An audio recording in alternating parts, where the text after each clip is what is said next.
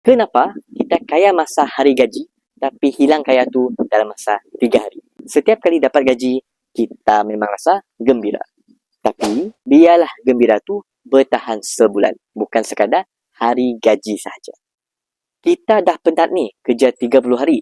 Takkanlah rasa puas hati beberapa jam sahaja. Hari gaji, hari paling penting untuk selamatkan duit kita. Jadi, sebaik sahaja gaji masuk, alihkan siap-siap sebahagian untuk simpanan, paksa dan lupa.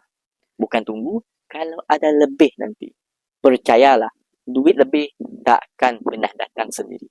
Kitalah yang kena buat, ia jadi lebih.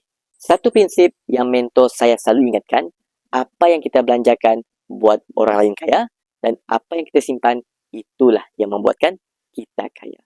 Untuk penyimpan emas, 10% gaji tu boleh terus salurkan ke akaun emas scam. Boleh 1 gram 1 bulan ataupun ikut bajet sendiri.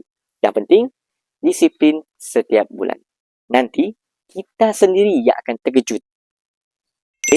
Dah ada 12 gram ataupun lebih lagi.